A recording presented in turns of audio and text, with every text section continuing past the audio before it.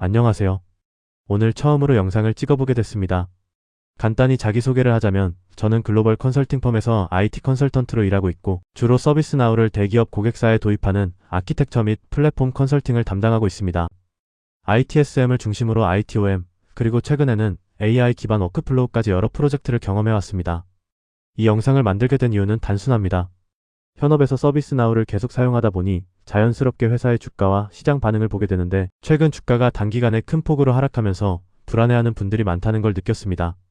저 역시 이 플랫폼 위에서 커리어를 쌓고 있는 입장에서 이 불안이 남의 이야기처럼 느껴지지는 않았습니다. 그래서 오늘은 IR 자료나 홍보 관점이 아니라 실제로 현장에서 써본 사람만 알 수 있는 이야기, 직접 도입 운영을 해봐야 체감되는 구조적인 부분을 중심으로 이야기해보려고 합니다. 1. 서비스나우의 본질적인 강점은 무엇인가? 이 영상을 보시는 분들이라면 서비스나우가 어떤 비즈니스를 하는 회사인지는 이미 잘 아실 거라고 생각합니다. 그래서 기본적인 설명은 생략하고 핵심만 짚어보겠습니다. 서비스나우의 강점은 통합 데이터 모델과 워크플로우 중심의 플랫폼 구조에 있습니다. 대표적인 것이 CMDB입니다. 서비스나우는 IT 자산, 서비스, 조직, 사용자, 프로세스를 하나의 논리적 데이터 모델로 통합하고 이를 기반으로 ITSM, HRSD, ITOM, CSM 같은 여러 도메인의 워크플로우를 유기적으로 연결합니다.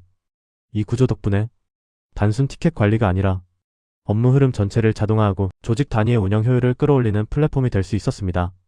이 점은 여전히 서비스나우의 가장 강력한 경쟁력입니다. 이 AI 시대 서비스나우의 위치는 애매해지고 있다. 문제는 AI의 발전 속도입니다. 최근 사스 기업 전반이 주가 측면에서 힘을 못 쓰고 있는데 서비스나우 역시 예외는 아니라고 생각합니다. 나우 어시스트, AI 에이전트, 젠AI 기반 자동화 기능 등 다양한 시도를 하고 있죠. 저도 해커톤 등 여러 번 AI 에이전트를 사용해봤습니다. 솔직하게 말하면 현 시점에서 정확성과 일관성은 아직 부족합니다. 같은 질문의 답변이 매번 달라지고 운영 환경에서는 예외 케이스를 제대로 처리하지 못하는 경우가 많습니다. 사워크플로우 플랫폼이라는 해자가 흔들리고 있다. 예전에는 AI가 지금처럼 성숙하지 않았기 때문에 기업 입장에서 모든 데이터를 서비스나우 안으로 끌어와서 자동화할 명확한 이유가 있었습니다. 하지만 지금은 상황이 달라졌습니다.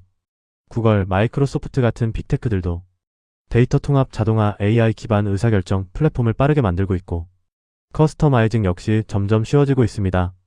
서비스나우는 결국 웹 기반 플랫폼이고 기업별로 다른 업무 프로세스는 대부분 자바스크립트 기반 커스터마이징으로 해결합니다.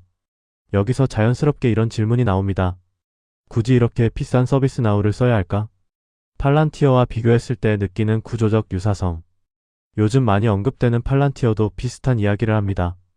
데이터를 통합하고 온톨로지 기반으로 의사결정을 최적화한다는 점에서 보면 지향점 자체는 서비스나우와 크게 다르지 않습니다. 결국 두 회사 모두 데이터를 어떻게 연결하고 결정을 얼마나 빠르고 정확하게 만들 것인가 를 팔고 있는 셈입니다. 서비스나우의 경우 가격이 너무 비쌉니다. 수십억, 많게는 수백억 단위의 라이선스 비용, 초기 도입 비용, 지속적인 구독 모델, 여기에 컨설팅 비용까지 더해집니다. 오현업에서 가장 힘든 부분 업데이트와 블랙박스 구조. 내부 이야기를 조금 하자면 서비스나우는 연이외 대규모 릴리즈가 있습니다.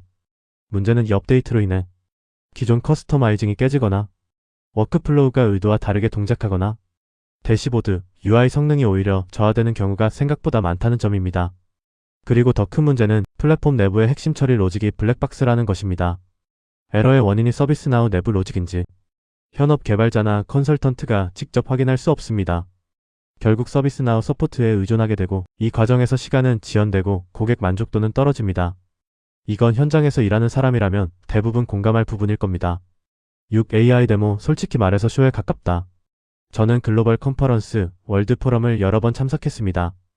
AI 관련 세션도 많이 봤고요. 실제 운영 환경이 아닌 깨끗한 데모 인스턴스에서 수십 번 조정해서 가장 잘 나온 결과만 보여줍니다. 복잡한 커스터마이징과 레거시 시스템이 얽힌 현실의 엔터프라이즈 환경을 기준으로 보면 아직은 보여주기용이라는 느낌을 지울 수 없습니다. 7. 결론 서비스나우는 좋은 플랫폼이다. 하지만 미래는 불확실하다. 정리해보겠습니다. 서비스나우는 분명히 강력한 통합 플랫폼이고 워크플로우 자동화 측면에서는 여전히 탑티어입니다. AI도 진지하게 도입하려고 노력하고 있습니다. 하지만 동시에 AI의 발전 속도는 서비스나우보다 훨씬 빠르고 빅테크와 AI 스타트업들이 이 영역에 대거 진입하고 있으며 서비스나우의 가격과 구조적 한계는 점점 부담으로 작용하고 있습니다. 그래서 5년 뒤에 서비스나우가 지금과 같은 위치를 유지할 수 있을지는 솔직히 장담하기 어렵다고 생각합니다. 이 불확실성이 주가에도 반영되고 있다고 보고요. 현직에서 서비스나우를 도입하는 아키텍처 컨설턴트로서의 제 개인적인 의견은 여기까지입니다.